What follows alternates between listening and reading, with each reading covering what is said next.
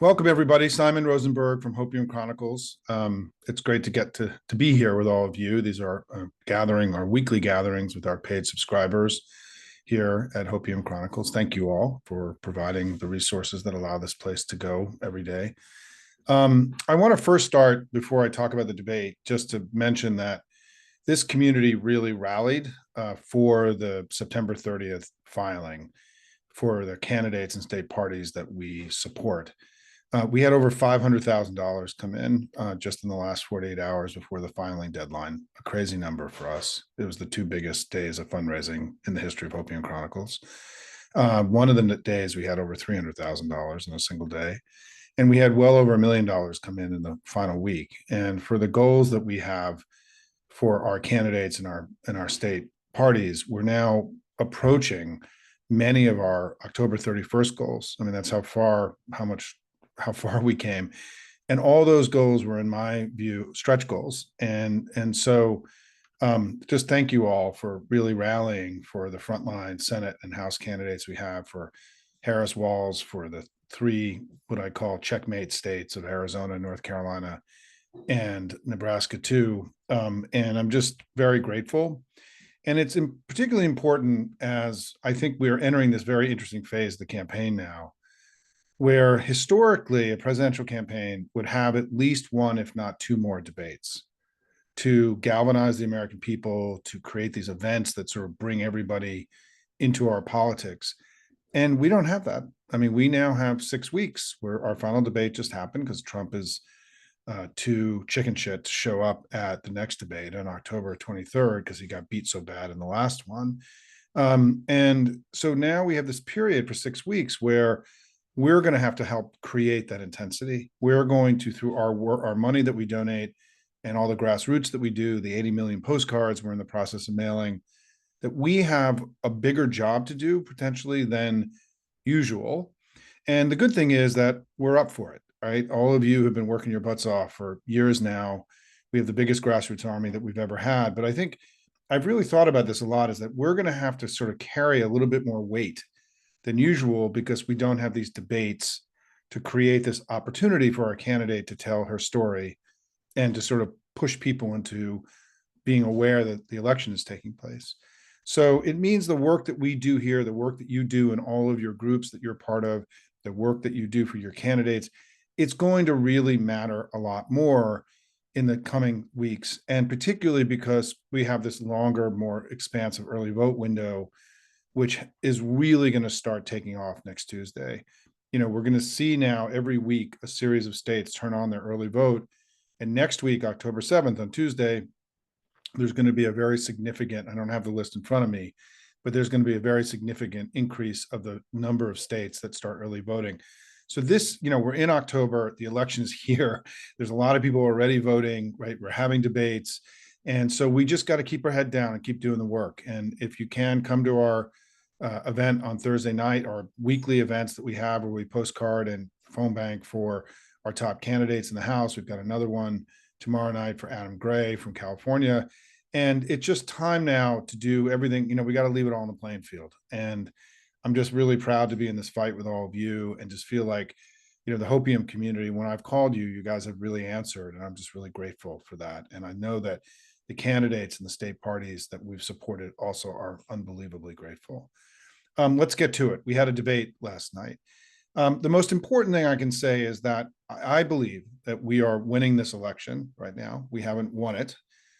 We still have an election to go win, but we're winning it. We're in better shape than they are. And therefore, the burden last night was really on Vance and Trump. And they didn't fundamentally alter the trajectory of the election last night. We know from polling today that, most of the polls had the race about 50-50, even. That's a problem. They needed to score more points than we did, because we're in better shape than they are. They didn't do that. We also know from the Politico poll that Vance won among independents by 58-42, which is really good, of the independents that watched last night. We also know that from the two big polls, CBS and CNN, Vance made far greater strides in favorability. Walz made far greater strides. Governor Walz made far straighter strides in favorability than Vance did. And in the CBS poll, the people that watched last night, his favorability number was 60%. We haven't seen a 60% favorability number for a major politician in the United States in a long time. And so he actually made significant gains among the people that were watching, more so than Vance did. This is important because I think there's already a lot of right-wing BS into the the discourse today. Neither candidate won it was a draw, but our candidate actually gained more in favorability than theirs did, which is a problem because, again, we're winning the election and they aren't. So second is that, we also know that these debates are seen by millions of Americans, and this one was actually had a pretty big viewership in the 50, 60 million range of people last night. But more people gain impressions of these debates in the moments that start going through social media and through television. And Vance created two sort of deeply negative and perhaps historically negative moments that are going to haunt him in this haunt Trump and him in this election, and are going to haunt JD Vance for a long time to come. The first was his squawking about being fact checked. It was an extraordinary moment to me. I mean, these guys were somehow negotiated the most ridiculous rules in modern presidential history, where they could lie with impunity without being checked by, serious journalists. And we had two very serious journalists on stage last night. And that, the entire design of this debate was to allow him to lie repeatedly with impunity. And when he was called on one of the most egregious lies, he freaked out and broke out of character. And I was like, wait a minute. You told me there wasn't going to be fact checking here. Imagine running for president, being on the ticket to lead the most important country in the world, and you being upset that something you said was a lie and you were challenged by it. That was incredible to me. I was honestly floored when that happened. And I led it on Hopium today as the main video. If you haven't watched it, watch it, share it with your friends, because it's a shocking admission. It's essentially an admission that their entire strategy is about lying about us and about them. The second moment, which has gotten all the coverage today, was him unwilling to sort of denounce the insurrection that happened in 2020. We already know that he's already said he would have done like the vice president at the time, Mike Pence. He would have not certified the results of the election. JD Vance lined himself up 100% last night with an effort to overturn a fair and free election in the United States and overturn American democracy. This has been the dominant thing that all throughout all media today. And it was a huge error that's going to haunt him, not just in this election, but in all of his future career. There's no way he's going to be able to distance himself from this now.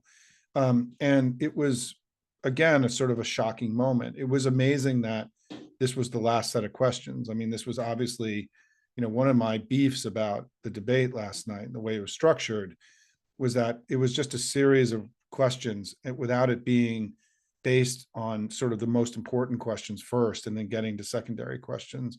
The issues around the preservation of our democracy are obviously paramount and should have been far further up when more people were watching. However, it happened the way it happened. Governor Walz handled it beautifully, and it was a huge problem for them last night and in the weeks to come. Governor Walz, I think last night, showed a little bit of nervousness, to be honest. I think he got far better as the debate went on. And I think his best moments in the debate were around healthcare and abortion and reproductive freedom. I thought he was very persuasive and really clearly knew his stuff and really prosecuted those cases very effectively. So net, I think this was, we gained more than they did last night. And that's a problem, because I think we're in better shape in the election. Just to update on the election now and sort of the political landscape, it's a very kind of stable race right now in the national polling. We are consistently up 3, 4, 5, 6 points. Harris is consistently up 3, 4, 5, 6 points in the credible national polls that we have access to. It hasn't really changed. The two weekly tracks that I follow every week, the Economist YouGov track and the Morning Consult track, had the same results this week as they had last week. In Morning Consult, she was up 5, and Economist YouGov, she was up 3. Didn't move, right, at all. We've seen, there was a big set of Cook Report battleground state polls that I put into Hopium today that had her up, a few points in most of the battleground states. And, I think that's where the election is. I mean, I think she's hovering around Biden 2020. She's up 3, 4, 5 points in the national popular vote. She's at or above Biden in most of the battleground states. And we should feel good about where that is right now. And the reason why is that over the next 6 weeks, because of our financial advantages, our volunteer advantages, our superior ground game, our enthusiasm advantages, our bigger crowd sizes, which as we know matters a lot more than it used to, right? Because it matters in Trump's head. That we have a far greater capacity to close strong than they do. And so it's much more likely, particularly without sort of some big external event like the debate, for us to push the election towards us than they can push it towards them. And that's why I remain, deeply optimistic. It's in part because of all the work that we're all going to go do together over the next 6 weeks. And so I remain very optimistic about our opportunities here. But there's a lot of work ahead of us. I like to say we're winning the election, but we haven't won it yet. It's like we're up a little bit at halftime, but we have to now go play the rest of the game and go win this thing. In the Senate, those of you who read Hopium regularly know where I am on this, which is that I still view Montana as a toss-up race. We got a very good poll in Ohio this week from Sherrod Brown for the New York Times, and where he was up 4. Sherrod has been up in every poll taken this entire cycle by 2, 3, 4, 5 points, with the exception of this one kind of right-wing poll that came out 2 weeks ago. And there's still remarkable confidence and optimism in the Senate world about that race, despite it all, right? It's still going to be a battle. Our community is now raising money for Tester and Brown. Thank you all very much. We've raised $100,000 for Tester in a little more than a week. It's a lot of money, And so, and then in all these other races that the Republicans hoped to make competitive in the battleground, I don't know that any of them are going to be competitive for them. And I think one of the things that we still don't really know is what does it mean that Republicans are struggling so much in these battleground states in the Senate races, and whether or not that will end up being a drag on Trump and Vance in all these battleground states. I think that's the likely scenario. I don't think we're going to see these massive ticket splitters. I would be surprised. It may happen, but I would be surprised for it to happen. I also think the other thing that happened let me go back one thing about the battleground states, which I forgot to mention, which is North Carolina. The Mark Robinson implosion is deeply significant. And we also making it far less likely that Trump wins there. And we also don't know yet the impact of what's happened with Helene in Georgia and in North Carolina. This is still an unknown. So there is some new volatility for us in some of the core battlegrounds that we just don't know about. So going back to the Senate, I feel like if you had told Chuck Schumer 18 months ago that this is what the map would look like at this point, I think he would be okay with it. I mean, they've been unable to make any of these battleground states competitive. Sherrod is holding. We think that Tester is still very competitive there. And there are 4 other races, stretch races, the Florida, Texas, Nebraska, and Missouri races, which, lightning could strike in one of those races. And we could, things happen in every election, unexpected things happen in every election. And so, we're getting closer in Florida and Texas. I don't know that it's going to be close enough for the whole family to go in with everything they got to go try to win those things. But certainly we've seen really strong performance by our candidates in both states. And all of you who've backed the candidates in those places should be very proud of how far we've come. Whether it's going to be enough, we'll see. But certainly Allred looks like he's a little bit closer to Cruz than we are in Florida. And it's something we're going to continue to take a look at here at Hopium. We had to stick to our knitting with our core group through September 30th, and we'll be looking at whether there's ways to expand in the coming days. I want to remind everybody that to go into those states, it's a big commitment. It's $50 million in each place, at least, to make them competitive and to stay with it, which is $50 million that doesn't go to other places. And so it's a big decision. And we'll see how people assess the landscape now that we're through September 30th. But I think in general, I think we are, sort of at almost best case scenario in the Senate, and we have to now just go win Montana. Tester had a very good debate. I mean, everyone who watched it felt that he did far better than she. It's not surprising, right? Given how long Tester's been in office and how successful he's been. So, we got to keep plugging. In the House, there's remarkable optimism. I mean, all the polling we're getting from the House, we are where we want to be. I mean, those California polls I shared the other day, we are ahead in public polling against incumbent Republicans in most of those California districts. If you're an incumbent this late in the House and you're down, you're going to lose. I mean, it may feel close to you, but in those things traditionally in those kinds of races, the late deciders tend to break against the incumbent in those races, in the House races. And so we should be very optimistic. We've gotten very good numbers in New York 4. We've gotten good numbers in Tony Vargas's race in Nebraska 2. There's sort of happiness in the House. There's confidence. We're raising tons of money. Our candidates are good, right? Their candidates are all sorts of MAGA, and it got the incredible baggage of MAGA in Democratic districts. And so I think there's a lot of optimism about the House. And then the things that are still out there that I just don't think we totally know. I wrote this piece last week about the 4 trends that I'm really following. Is that one is that we've had good polls now, both of young people and Black voters, that are high quality, and large sample polls, which puts us in a far stronger place than most of the national polling. We don't know what's going to happen with the abortion ballot initiatives in some of these states like Montana and Arizona and Nevada, where we believe that's an extra point or two in these places.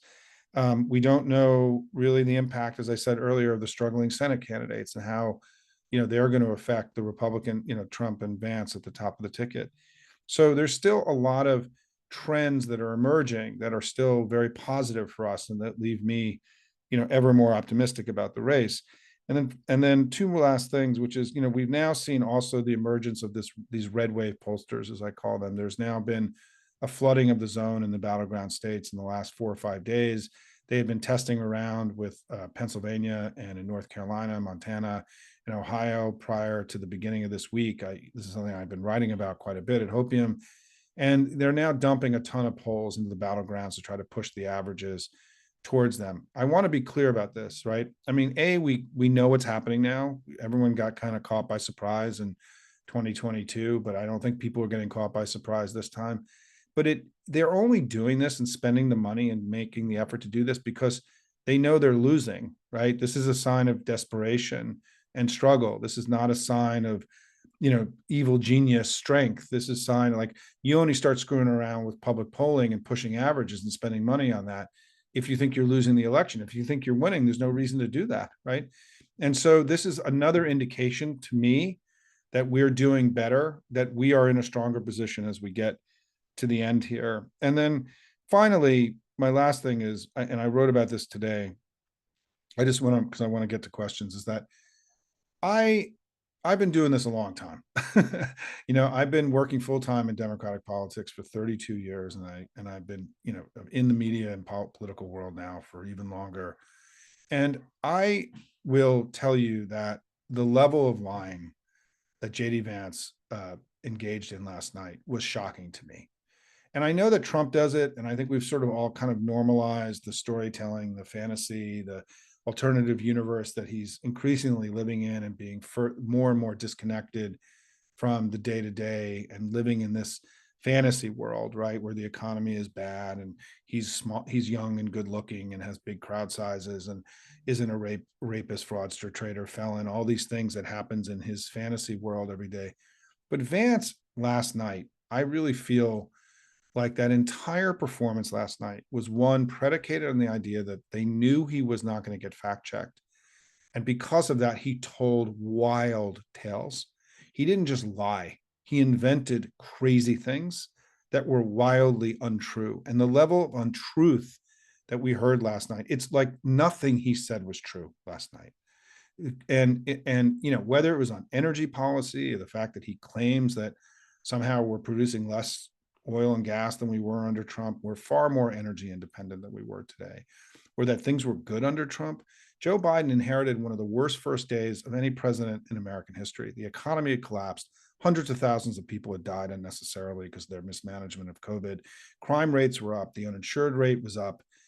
We just had this insurrection and attack on our capital, and political violence at an unprecedented scale in the modern history of the United States. The notion that you could look back on this and believe that it was something we would want to emulate again is just like, it's just unbelievable that we were like living in that place last night in an unchallenged way. And it was shocking to me. And then I wrote today about the piece that was perhaps the most outrageous thing to me that was said by Vance. And he said a lot of outrageous things, but something that was just such a wild invention. And whether we don't know, I don't even know if we have the right words in English to describe what I'm really trying to get at here, which is that he talked about how one of the sources of gun violence in the United States is guns being smuggled in from Mexico by these dangerous migrants they talk about all the time. Can I just level set on this for a second, right?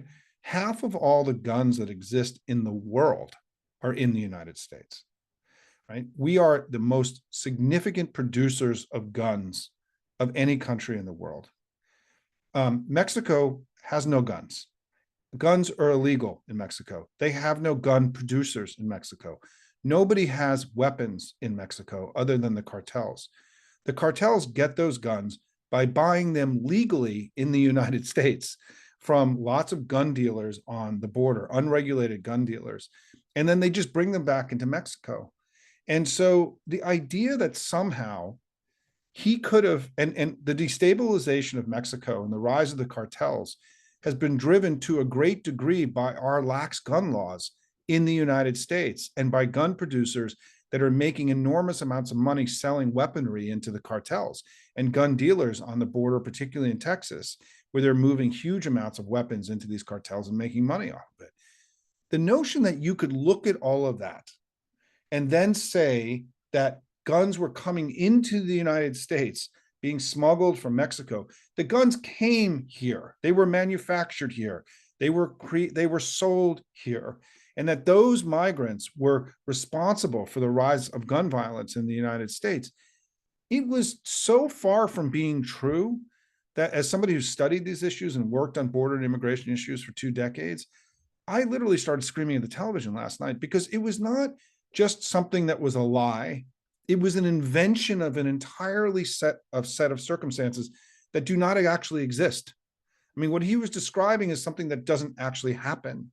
And it was, I was like, how in the world do we get to this place? Why is it the case?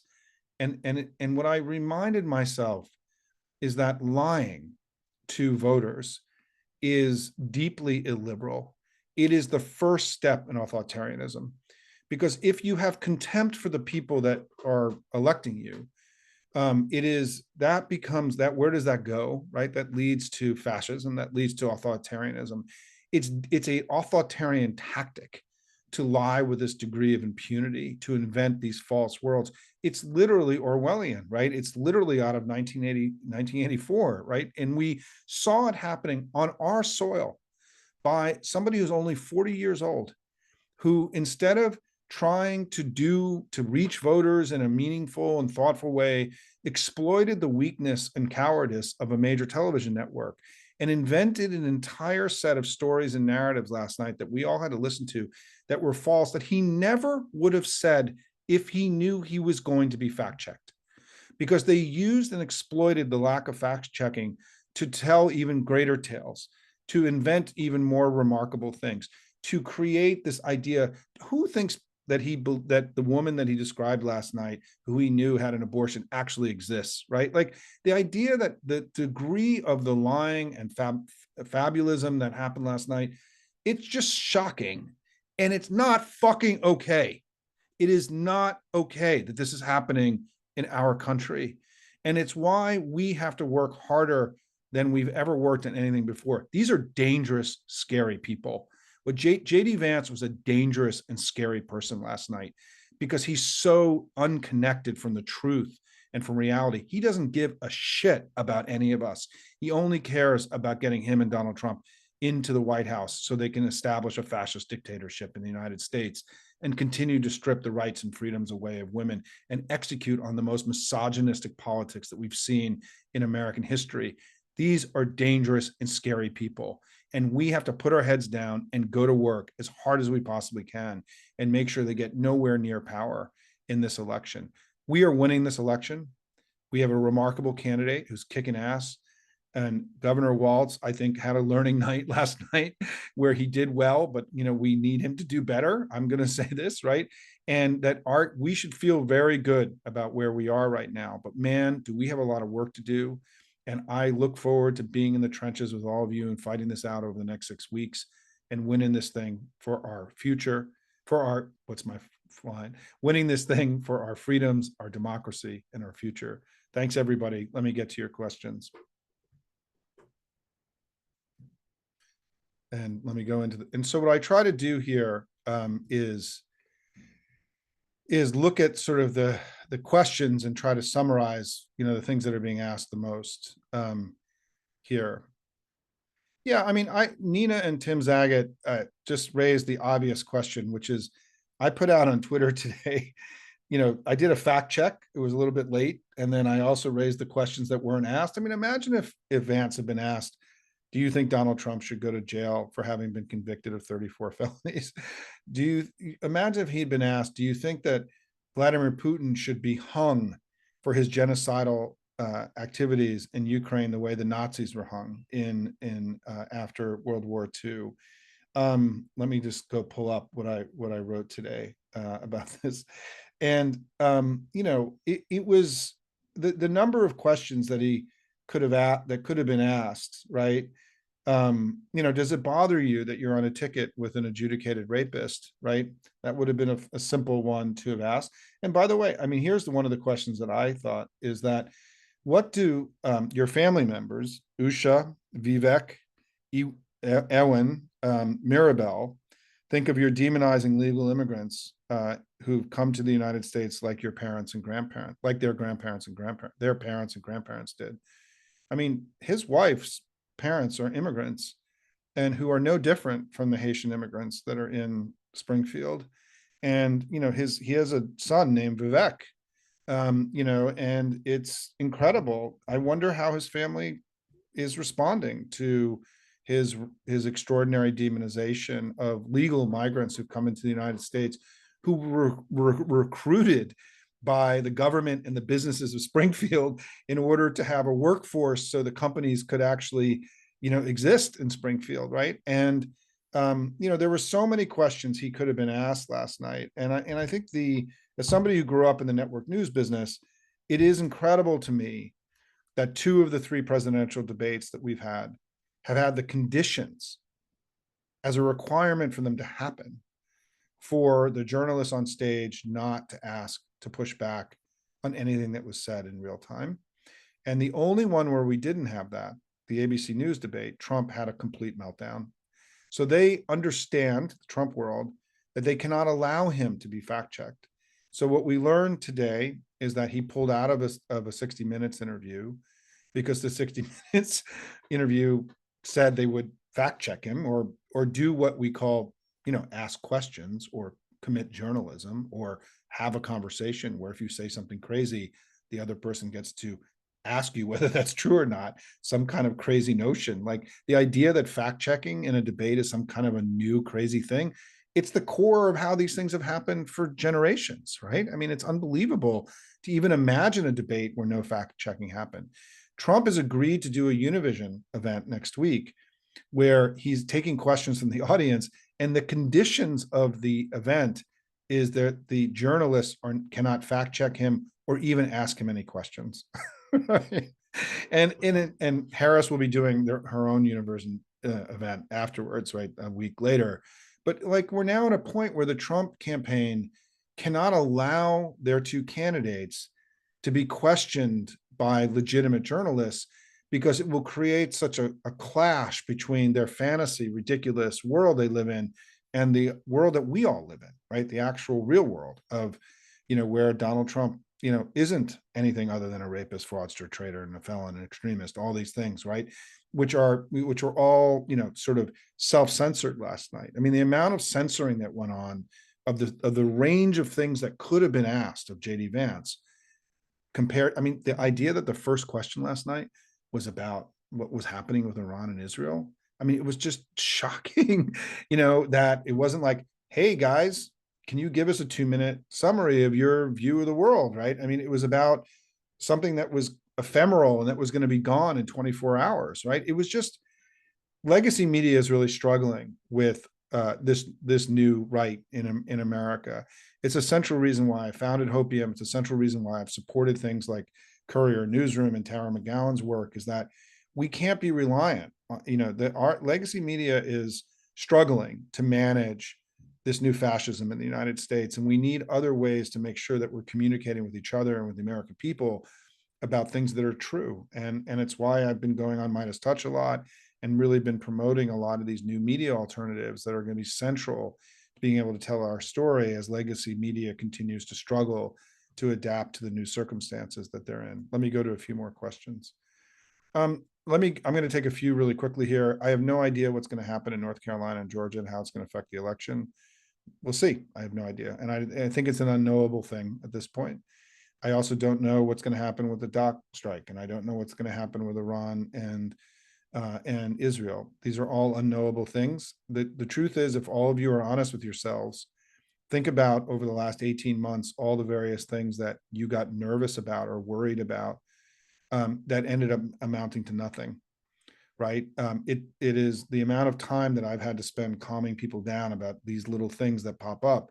And how many of these, if you're honest, right, and you go back and think about, well, I was worried about this thing or that thing, and turned out to be nothing. And the reason is in part is that the Biden-Harris team are competent people. They govern well. The campaigns are competent, and they take things that could be challenges and they manage them, right? And they turn them into something that's either not important, or it allows them to focus on the things that are important. And so it is, I think we have to be very careful. I joke that, or I say that Hopium is not a newsletter, it's an import letter. What I mean by that is I try to discuss with you every day what I think is important, not what is new. Making something new doesn't make it important. And part of what I try to do with all of you is to keep focused on the things that I think actually are driving the election, as opposed to the million new things that we, like a kid with ADHD and a squirrel running a wide way that can take our attention away and get us distracted from the things that really matter.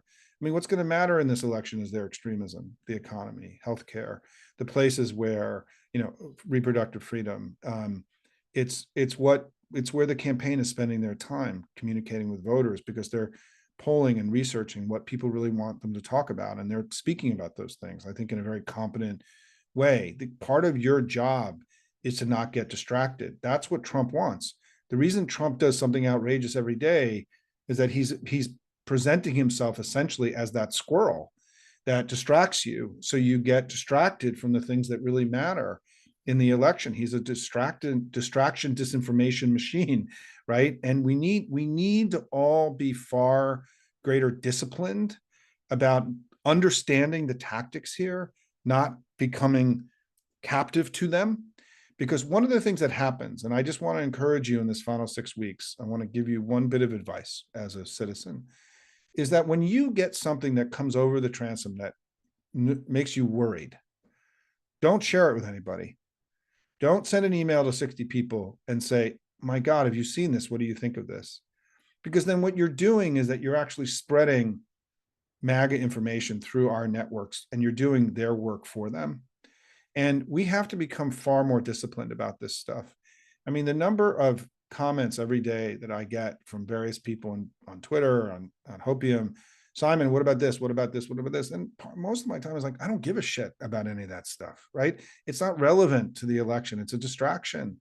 We got to stay focused on the work that we're doing, going out and winning this election, keeping our eyes on the prize here, recognizing there's only 3 or 4 things that are going to really matter. Yes, they're going to create noise. Like, let's use as an example the 2 days that they spent trying to convince people that Harris and Joe Biden were on vacation and weren't managing the crisis in because of Helene. That's completely gone, right? And we all knew that was going to be gone because the government was going to come in and or was already in and doing their work. And you had on Sunday, when Republicans were in the middle of this whole craziness, you had the Republican governors in these states praising Joe Biden. And so it was a matter of time for reality to overwhelm, their initial kind of crap that they were pulling.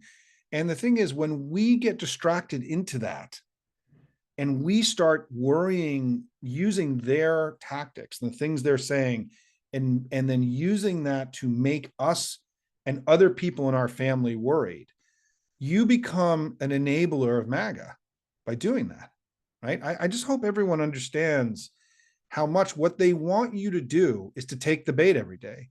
They want you to all of a sudden say, Simon, my God, I'm terrified that Joe Biden's going to be in trouble because he's not moving fast enough. Well, when you do that to me or to anyone else, you're working for MAGA. You're not working for us.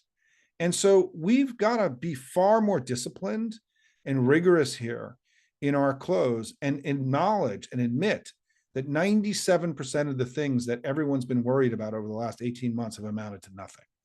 And that's the whole goal. They want to spook you. They want you to go down the rabbit hole. They want you to pursue things and distract you from the things that matter. Be inured to that. Be stronger than that, right?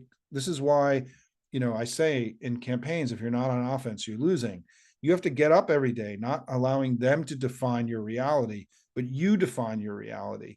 You decide what's important to you. You decide how you're going to construct your world that day. And I used to have this phrase that I used to say that would orient me every day, and I'm going to have to come up with a new one, was that Joe Biden's a good president, the country's better off, and Donald Trump is the ugliest political thing that we've ever seen. I need a new version of that for Harris, but that I'll come back to. That I would get up every morning, and as the stuff started flying, I would just remind myself, like, we're doing really good. We're kicking their ass. Joe Biden's been a good president. We're winning the election, and he's the ugliest political thing we've ever seen. And that reality is still where the reality is today. Kamala Harris is a great candidate. We're winning this election. Donald Trump and JD Vance, the ugliest political things we've all ever seen. And start with that every day before you allow this sort of heavily right aligned and right influenced chatter that happens on the internet every day sort of get you spooked. Deciding that you're going to become worried about something is a choice. It's not something that's inevitable for you. And so just, what's the phrase here? We do more and worry less here. And in the next 6 weeks, we got to do a lot more and we got to worry a lot less, I think, in order to go win this election. Let me go take some more questions.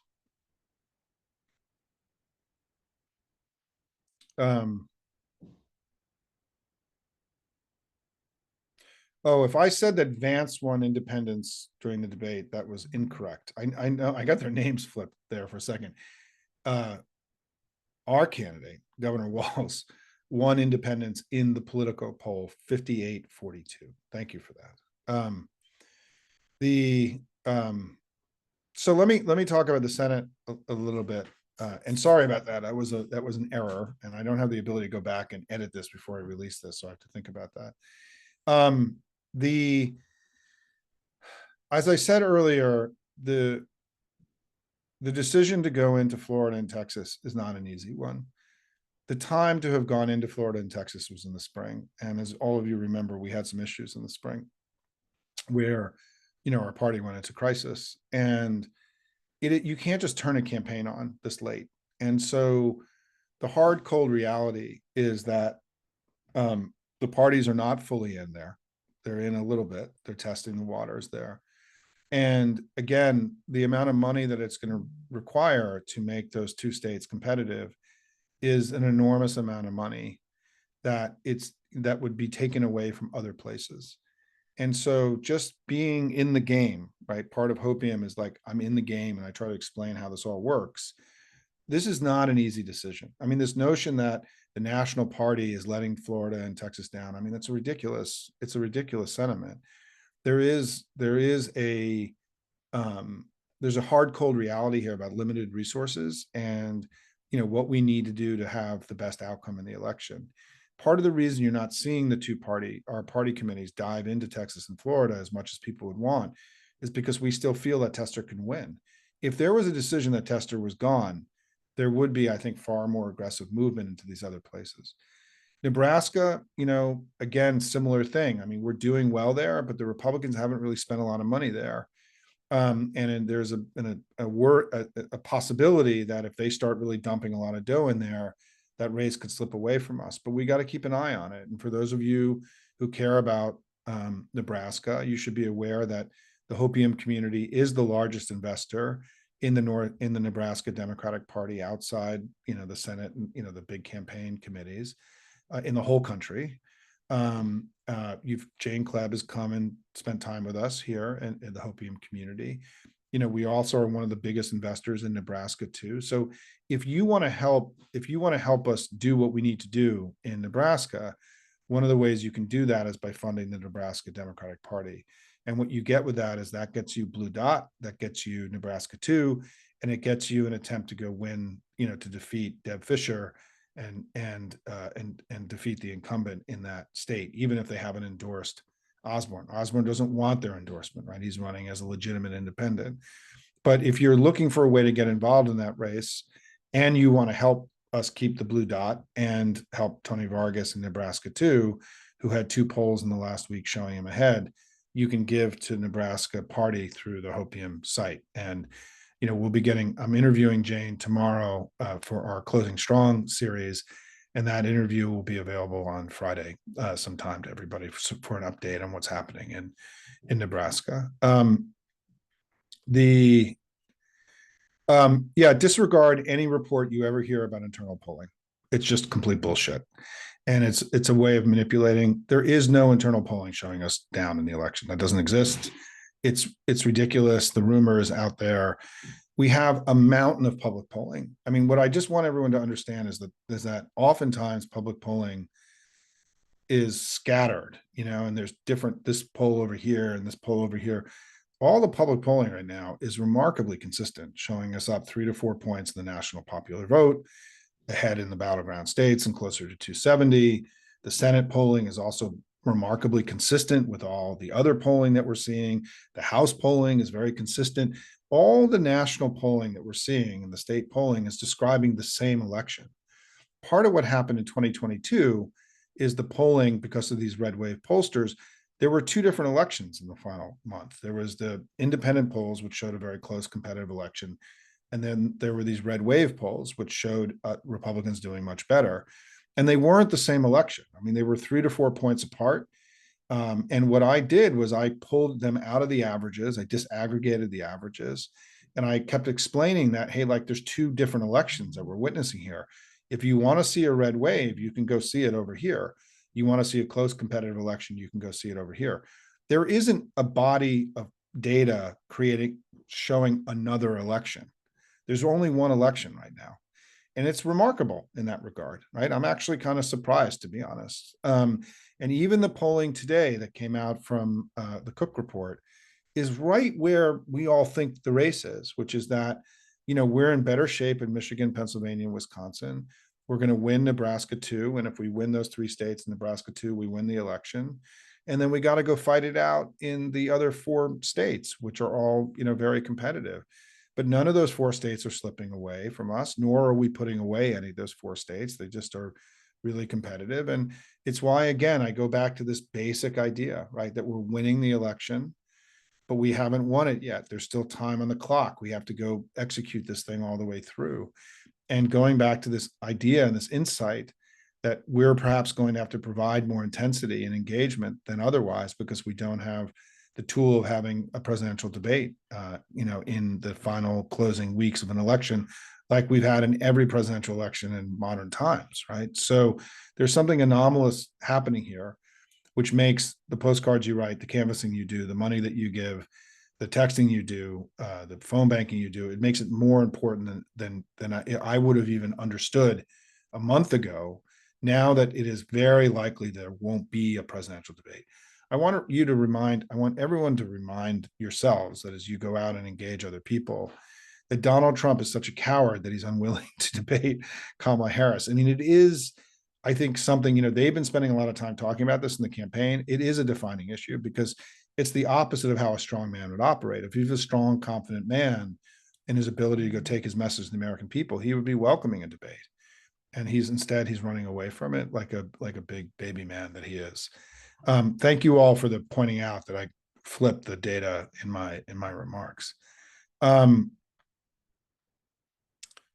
Yeah, I wouldn't put a lot of stock in the stuff that Harry Enton does on CNN, folks. I mean, I think I think there's more reliable and more experienced sources of information, and including here. And let me just keep looking here. Yeah, I think the other thing I didn't even really mention today is the fact that our party is far more united than the Republican Party is. And the opposition to Trump from Republicans, I still believe, is deeply meaningful and will matter a lot in these closing months and closing weeks.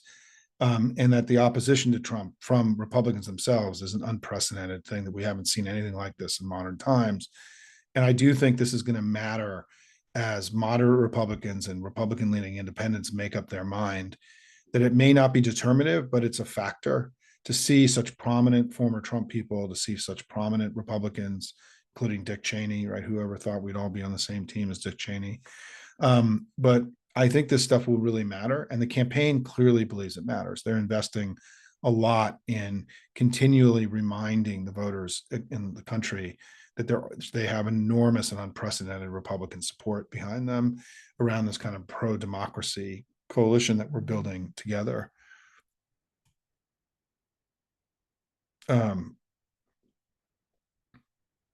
me see what else I can look at.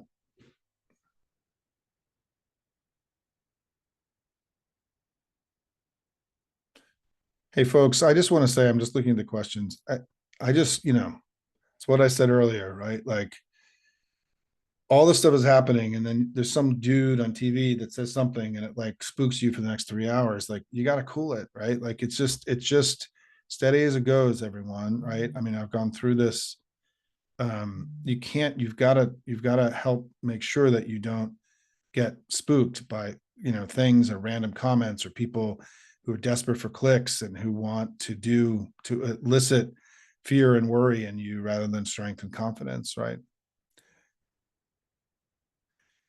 Chris asked, should I set up a TikTok account? I do need to do it. I mean, I can't, I made a decision this cycle to not hire lots of staff and build lots of content. I've enjoyed sort of doing this by myself, to be honest, after having run an organization for over 25 years where I had to worry about payroll and having a board and staff and all this. It's been kind of liberating and exciting to work by myself, to be honest. I mean, some people probably, I've got my dog Tuggy. Where is you see him? There he is, right? Tug.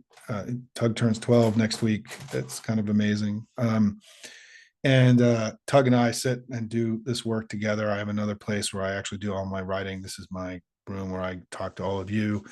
And Tug and I hang out every day. And it's just been wonderful, actually, to be unburdened by not having to work in a team every day. And I know that may sound a little crazy, but it's been a lot of fun. And yeah, I mean, I could have been cutting shorter videos. I could have reached more people, but I've been very content with the Hopium community. This has been big enough for me. And I've tried to really be there present for all of you, and particularly for the paid subscribers who make this all go.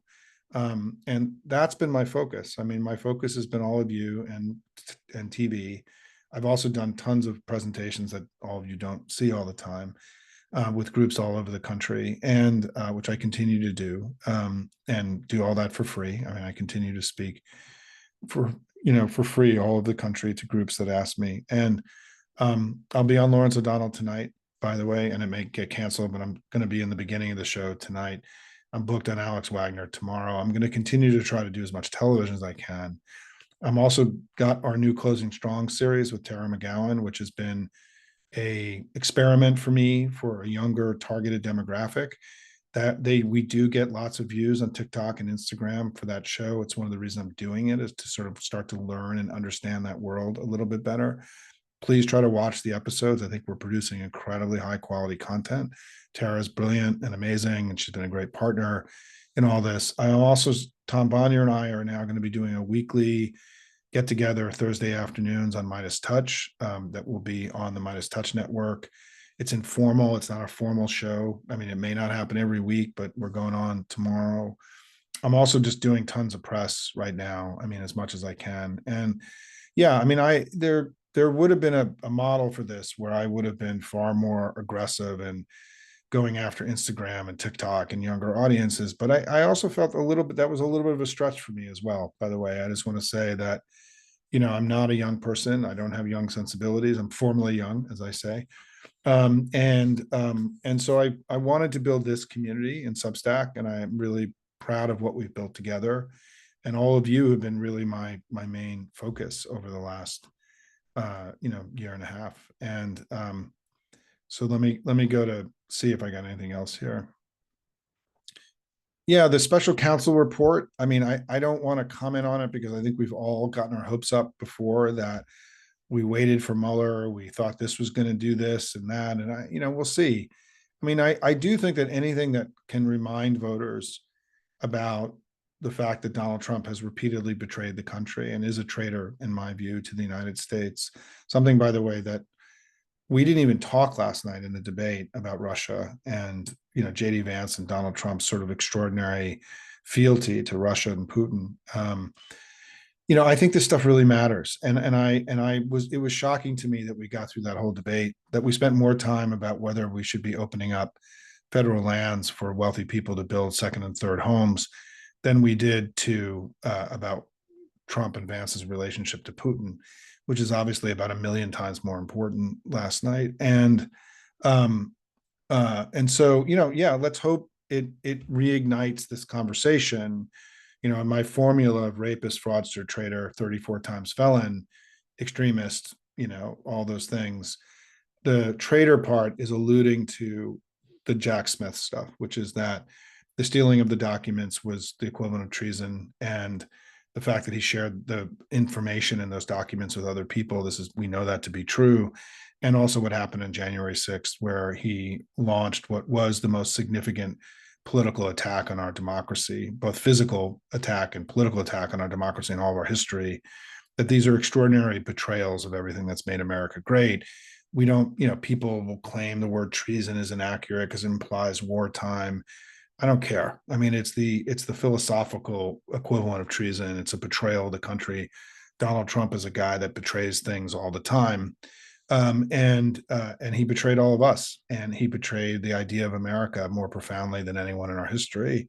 And so anything we can do to bring that forward, I think, is helpful. And I think it is material. Even if CBS didn't believe it was material last night, I think it was material. Let me see what I can keep looking at. Last thing I'll do is that I haven't started writing about the early vote and voter reg because I wanted Tom's site is not up yet, and the vote early site is not up yet, and I don't want to start engaging in it until Tom's site is up, because the difference between what Tom is going to produce and like what Professor McDonald's producing in the University of Florida is that Tom's system does a modeled party on the independent vote, and so you get much more data because we do have large numbers of independents voting.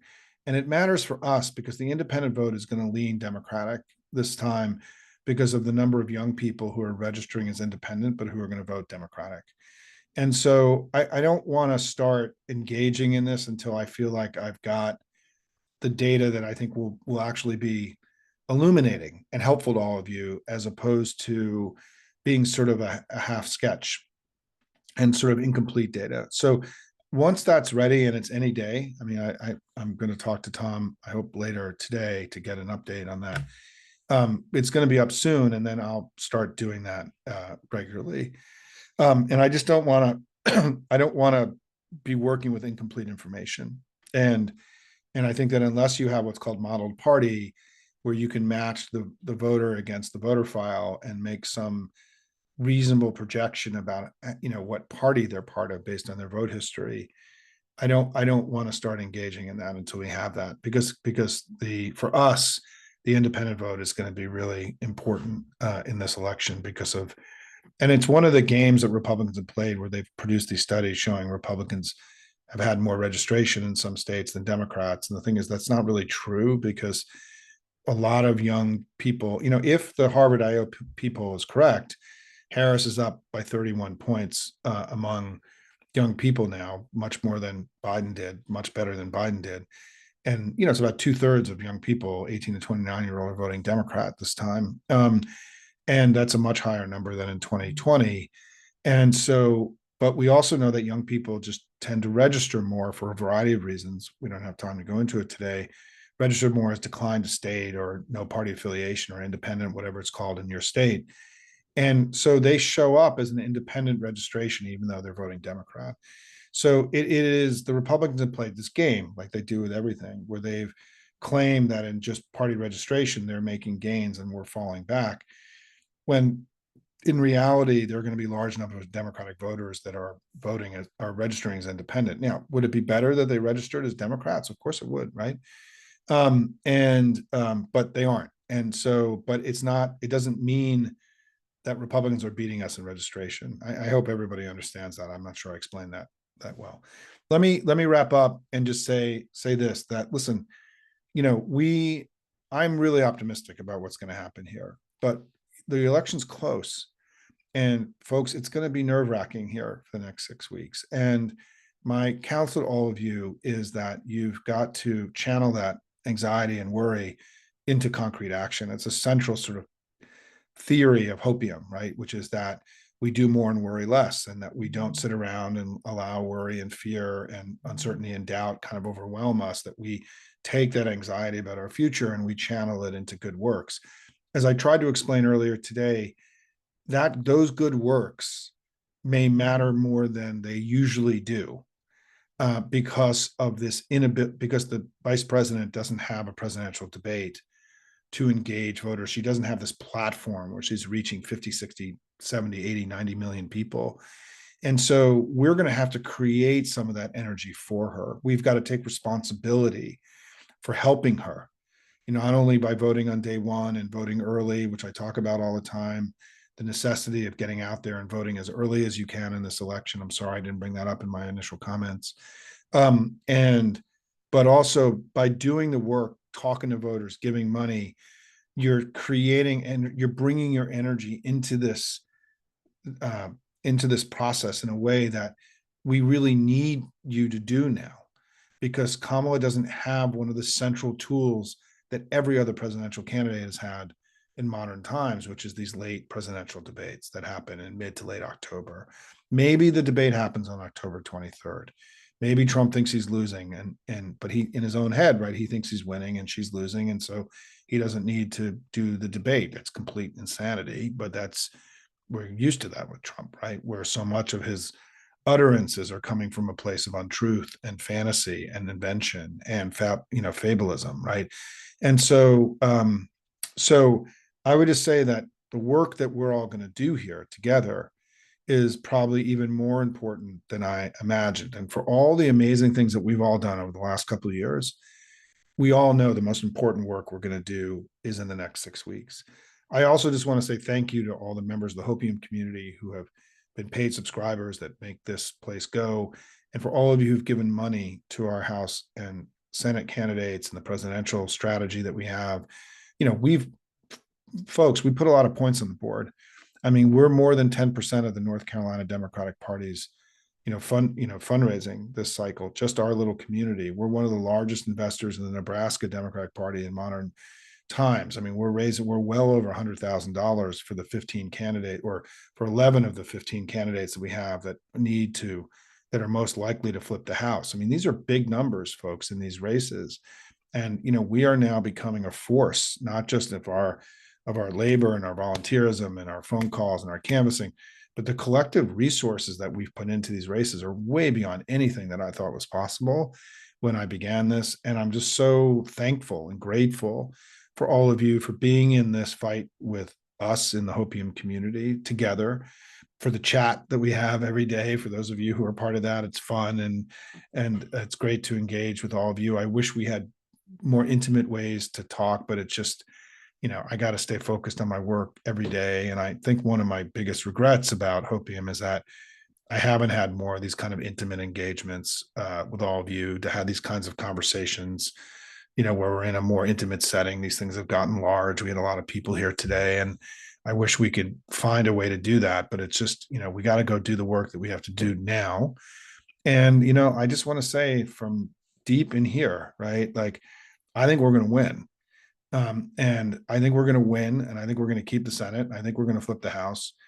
But whether that happens will literally, I think, depend on how much work we all collectively do. And for all the reasons I've gone through today. So thank you all so much for everything you have done.